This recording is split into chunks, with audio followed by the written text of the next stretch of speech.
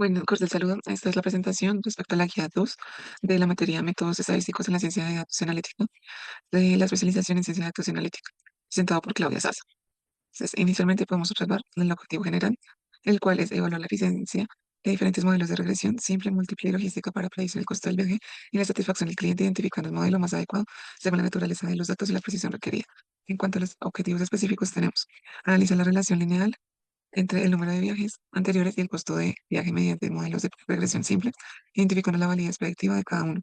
Construir y evaluar un modelo de regresión múltiple que permita explicar la variabilidad del costo del viaje a partir de múltiples variables independientes, verificando su robustez mediante indicadores como el R cuadrado ajustado. Por último, tenemos como aplicar un modelo de regresión logística para clasificar la satisfacción del cliente, evaluando el equilibrio entre precisión y sensibilidad y su utilidad en la toma de decisiones orientadas al servicio.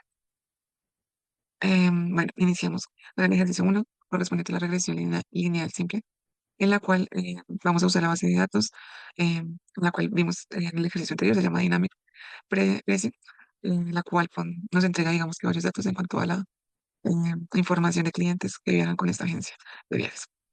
En la regresión lineal, digamos que se usa para una variable dependiente o una o más variables independientes. En este caso, una variable dependiente.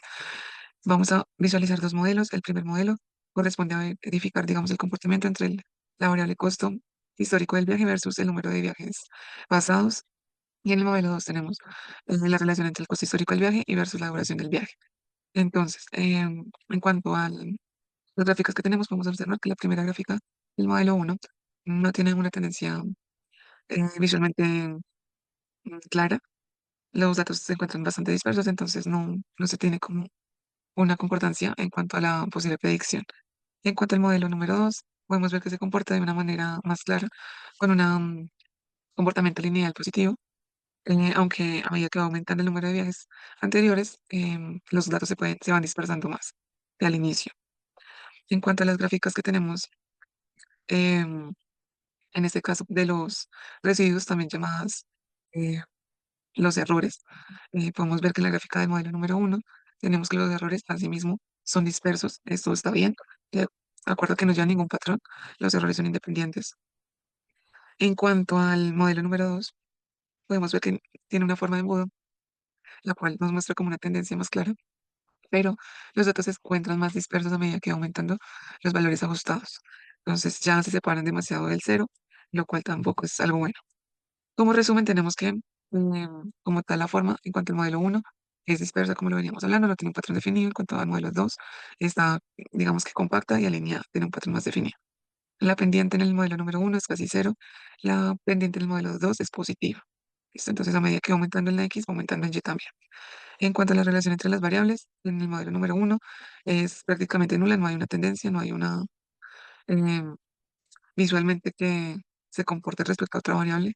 En cuanto al modelo número 2, es fuerte porque tenemos una similitud en cuanto a los datos mientras va aumentando alguna de las variables. En cuanto al R cuadrado esperado, tenemos que el modelo 1 es muy bajo, en el modelo 2 más es alto. Entonces, podríamos decir que el modelo 2 es mejor para predecir que el modelo 1 en este caso.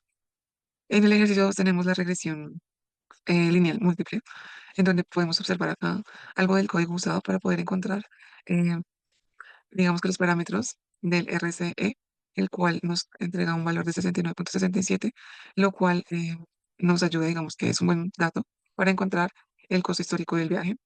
Eh, el dato RMST es el mismo del inicial debido a que no se usa un entrenamiento por separado, entonces nos corresponde el mismo número. Tenemos el R cuadrado, el cual nos da 0,8620, que es algo bueno, es un valor alto, entonces tenemos que el modelo es bueno para predecir. Y por último tenemos el ajuste del R cuadrado, el cual nos da 0,8614, que está muy cercano al R cuadrado, por lo que sugiere que no hay un sobreajuste por el número de predictores. Cuando el R cuadrado es muy bajo, significa que no explica bien los datos, o sea, tenemos una tendencia en cuanto a sea más cercano al uno, tiende a ser mejor. Entonces, en este caso, pues estamos bien.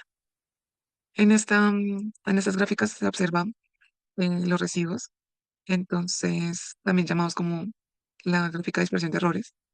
Bueno, la primera gráfica podemos ver que no tiene una tendencia significativa, a pesar de que a medida que va aumentando el número de viajes, se van, digamos, disminuyendo la cantidad de datos que tenemos. Esto es algo débil, pero digamos que tiene algo de comportamiento. En cuanto a la gráfica número 2, em, digamos que se ve muchísimo más lineal, más compacta los datos, tiene un R cuadrado significativamente alto, de acuerdo a que se va a poder predecir, digamos que a medida que va aumentando en X, puede ir aumentando en Y, entonces tiene buen comportamiento. Ya como en el ejercicio 3 de regresión logística, tenemos los ops radio, los cuales nos muestra que cuando tenemos la variable tiende a ser igual a 1, no hay un efecto significativo, digamos que es más bien neutro, si la probabilidad es neutra. En cuanto a sea mayor a 1, significa que aumenta la probabilidad que encontremos nuestros datos de esta variable. Y si nos entrega un valor menor a 1, significa que disminuye la probabilidad de que encontremos los datos. La gráfica que nos muestra ahí es respecto al excelente servicio y al mal servicio. No se diferencia muy bien una de la otra, la mayoría de la gráfica está sobrepuesta, por lo que no hay una gran diferencia. No, mm, diferencia entre el excelente servicio y el no, digamos que el no excelente servicio. Entonces, en cuanto a la gráfica, no nos entrega una información muy clara. Como resumen, tenemos los datos de Accuracy, el cual nos entrega que es 0.67, que el modelo es, digamos que correcto, tenemos un valor relativamente alto. Y en cuanto a la precisión, es 0.67, que tenemos exactamente igual a la Accuracy, en el cual nos muestra que es un modelo excelente. En cuanto al recal, nos da 1, donde muestra que no dejó escapar ninguno de los casos de servicio excelente. Esto es ideal. Digamos que lo más importante es no perder un cliente satisfecho. En cuanto a la precisión que hablábamos, aunque detecte todos los positivos, también comete falsos positivos, es decir, que a veces predice excelente cuando no lo es realmente. Listo, tenemos la matriz de confusión. En cuanto a, digamos que la predicción em, con la actual, digamos que es alto, no es algo muy simétrico la gráfica, entonces digamos que podemos tener los datos agrupados sobre todo en una alta predicción. Y en cuanto a la baja predicción, no tenemos datos, entonces es un buen modelo. Finalizando con las conclusiones, podemos decir que en el modelo de regresión simple, en el modelo 1 no es un modelo bueno. em, en cuanto al modelo 2, podemos decir que ese es un modelo aceptable, de acuerdo a que tiene una buena tendencia, un comportamiento lineal positivo, entonces puede que se pueda predecir los datos de una buena manera. En cuanto al modelo de regresión múltiple, podemos decir que también tenemos un modelo aceptable de acuerdo a que el R cuadrado nos dio con un valor alto y digamos que el comportamiento de algunas gráficas em, tiene una tendencia definida. Y en cuanto al modelo de regresión logística, podemos decir que en cuanto a los datos que nos entrega como la eh, veracidad del modelo, nos da bueno, de acuerdo a la accuracy y a la predicción. En cuanto a la gráfica que tenemos para predecir la satisfacción del cliente, no es tan bueno porque no tiene una buena diferencia entre los que son satisfechos y los que no son satisfechos. Entonces, en ese caso no sería tan bueno. Muchísimas gracias.